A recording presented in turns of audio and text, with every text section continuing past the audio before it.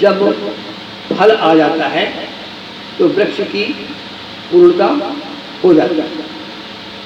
इसी तरह से बंधु हमारा जीवन भी चल रहा है, तो उसमें जब फल आ जाता है तो हम उसको पूर्णता की संज्ञा दे देते हैं।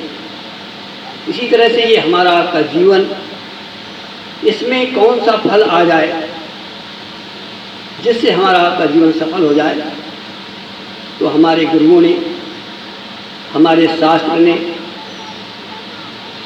हमको एक राह दिखाई कि यदि जीवन तुमको मिला है तो इस जीवन में 4 फल आने चाहिए।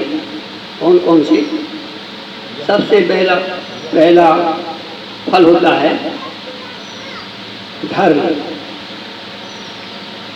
दूसरा होता है अर्थ, तीसरा होता है काम और चौथा फल होता है मोक्ष। अर्थात हमारा जीवन का लक्ष्य क्या है? हमारे जीवन का लक्ष्य है 4 फलों की प्राप्ति। और ये कहाँ मिलते हैं, कैसे मिलते हैं, आइए थोड़ा सा इस पर विचार करें। गोस्वामी जी लिखते हैं कि सुनो समझई जन मुदित मनो। आप जिस स्थली में बैठे हैं, जिस सत्संग प्रांगण में बैठे हैं, यहाँ कहते हैं यहाँ पर जो सुनाया जाता है या जो सुना जाता है, यहाँ पर जो समझा जाता है, और उस समझ करके जब हम चलते हैं तब हमें 4 फल की प्राप्ति होती है। कौन कौन से? सुनो समझई जन मुदित मनो और मज्जहि अति अनुरागो, लहई 4 फल अछत तन, साधु समाजो त्याग। शरीर के क्षय होने के पहले पहले संत समाज में आकर के, महान पुरुषों के सन्निधि में आकर के, उनके मार्गदर्शन में हमें आपको 4 फल जीवन में प्राप्त करना है। बनियो, हम आप यहाँ पर आकर के धन तो प्राप्त कर लेते हैं, काम भी प्राप्त कर लेते हैं, और जितने भी भाई बंधु यहाँ बैठे हैं सबके पास धन रूपी फल लगा हुआ है। कोई ऐसा व्यक्ति नहीं जिसके पास धन लगा। सबके पास काम रूपी फल विराजमान है, और हमारा जीवन बस धन और काम में जा रहा है। अफसोस इस बात का, जबकि हमारे जीवन का लक्ष्य 4 फल हैं। पहला धर्म, धन के पहले धर्म की आवश्यकता है, लेकिन हमारा ध्यान धर्म में नहीं जाता। बस यही दुखद बात है। और गीता क्या कहती है, रामायण क्या कहती है, जरा आए। भगवान कृष्ण गीता का प्रथम श्लोक, प्रथम अक्षर, धर्म क्षेत्रे कुरुक्षेत्र, धर्म से ही गीता शुरू होती है। और हमारा जीवन धन से शुरू हो रहा है। दुखद इस बात का, हमारा जीवन धर्म से शुरू होना चाहिए। ये तो हुई गीता की बात। आइए बंधुओं, रामचरितमानस गोस्वामी जी क्या कहते हैं? एक सूत्र देते हैं मानस में, धर्म से विरति। ध्यान दीजिएगा, हम कहाँ पर हैं और हमारा शास्त्र, हमारा सदग्रंथ, हमारे सदगुरु हमको कहाँ ले जाना चाहते हैं, हम कितनी विपरीत दिशा में हैं। धर्म से विरति योग ती ज्ञान। आप लोग योग कर रहे हैं, इसलिए हम थोड़ी सी चर्चा ले रहे हैं योग की। योग का परम लक्ष्य क्या है? योग साधन है, ध्यान देना, साध्य नहीं है। जीवन भर योग करते रहें, साध्य की प्राप्ति न हो तो हमारा वो सार्थक नहीं होगा। सार्थक जब होगा जब हम किसी गाड़ी पर चले और लक्ष्य में पहुंच जाए। कैसे? हम इस योग के माध्यम से 4 फलों की प्राप्ति और हमारा लक्ष्य कैसे सफल होता है? आइए एक सूत्र है, धर्म ते विरति योग ते ज्ञाना अज्ञान मोक्ष प्रदो वेदे बखाना।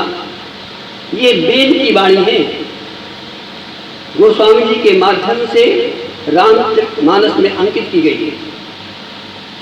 पहला क्या है, यदि हमारा जीवन धर्म में नहीं होगा तो हमारा वो धन जो हमारे पास है, या जो हम धन कमा रहे हैं, या जो हम धन संचित कर रहे हैं, ये धन आपका सन्मार्ग को नहीं बढ़ सकता। ये धन आपको कुमार्ग में ले जाएगा। यदि धन के पहले धर्म नहीं लगा होगा। भगवान कहते हैं तुम्हें कर्म क्षेत्र में जाना है, लेकिन धर्म को लेकर चलना है। हमें आपको जीवन में धन प्राप्त करना है, उसके साथ साथ में धन धर्म के साथ पैदा करना है। धन हमें डकैती नहीं डालना, धन हमें चोरी नहीं करना। धन कहते हैं धन पराओ विष ते विष भारी, अर्थात जब हम धन का अर्जन करें तो ये देख लें कि हमारी कमाई या हम जो कर रहे हैं ये धर्म पूर्वक कर रहे हैं या अधर्म पूर्वक कर रहे हैं। आपने देखा होगा जुआ में भी धन प्राप्त होता है, ध्यान देना चाहिए। और जुआ में होता क्या है, सभी आप जानते हो कि जुआ खेलना अधर्म है, फिर भी जुआ खेला जाता है। और उस अधर्म क्यों है? इसलिए अधर्म है कि जब भी जुआ खेला जाएगा दो व्यक्तियों के बीच में, तो एक का छक्का बाहर होगा और एक का छक्कर भीतर होगा, अर्थात एक जीतेगा और एक हारेगा। ऐसा हो ही नहीं सकता कि दोनों जीते, एक रोएगा और एक हंसेगा। तो कोई भी ऐसा कार्य हो, ध्यान देना, बहुत संक्षिप्त में बात करेंगे। हमारे जीवन का कोई भी कार्य हो, यदि हम दोनों हंसते हैं तो ये हमारा धर्म है। और यदि एक पक्ष हमारे पास कोई आया, हमने उससे कुछ ले लिया, हम खुश हुए और उसका चला गया, ये धर्म नहीं होगा, अधर्म हो जाएगा। हमने कुछ लिया, हमने उसको कुछ दिया, वो भी खुश और हम भी खुश, ये होगा धर्म। अर्थात कहने का हमारा मतलब ये है कि हमारा जीवन सबसे पहले धर्म में होगा, तभी हम अंतिम लक्ष्य तक हम जा सकते हैं। धर्म ते विरति, इसका परिणाम क्या होगा?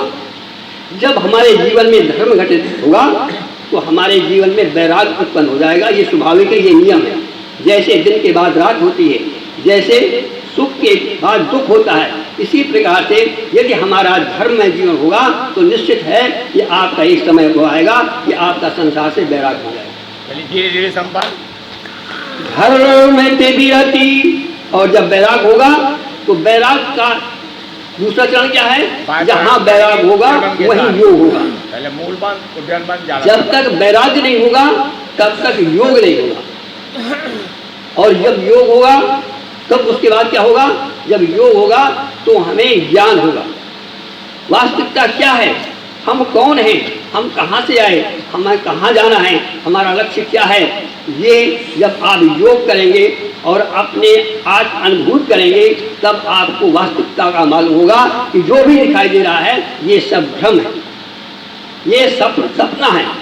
कब? जब आप योग में परिपक्व हो जाएंगे। और इसके बाद क्या होगा? धर्म ते विरति योग ते ज्ञाना अज्ञान मोक्ष प्रदो वेदो खाना। वेद कहता है यदि इस नियम से चलोगे तो अंतिम जो योग का लक्ष्य है वो ज्ञान है, और ज्ञान का लक्ष्य है मुक्ति।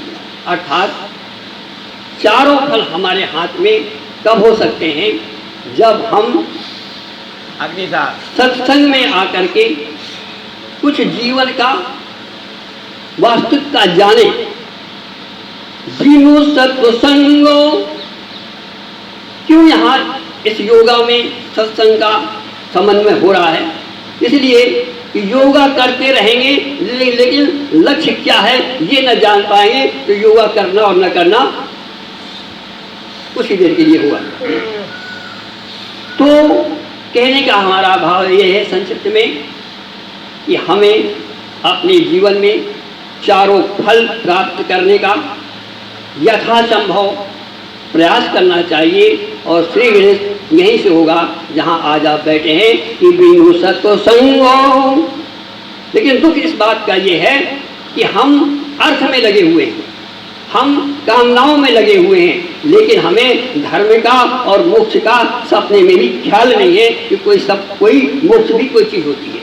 जिससे पूछो कितना कमाया, जिससे पूछो कितने बच्चे पैदा किए, किसी से ये ना पूछ पाओगे कि मोक्ष के बारे में क्या सोच रहे हो, मोक्ष क्या चीज़ है, धर्म क्या चीज़ है। बस दुखद इस बात की है। और यदि ये हम इसी में लगे रहे तो जीवन हमारा दो कौड़ी का होगा।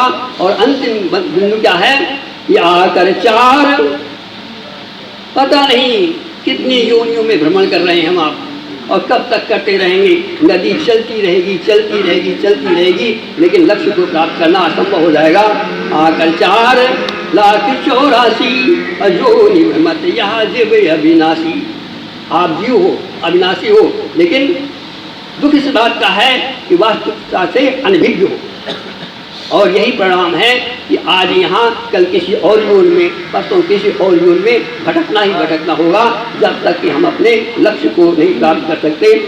अतः आप सब लोगों से निवेदन है, ये एकादशी का जो पावन पर्व है इसमें कुछ अल्पज्ञ जानकारी हमारे डॉक्टर साहब के माध्यम से और कुछ बंधुओं के माध्यम से, हमारे अतिथि के माध्यम से हम लोगों को एक निर्देश मिलेगा, आगे चलने का रास्ता मिलेगा। इसलिए ये आयोजन है। हम अपनी वाणी को यहीं पर विश्राम देते हैं। बोलिए वृंदावन बिहारी लाल की।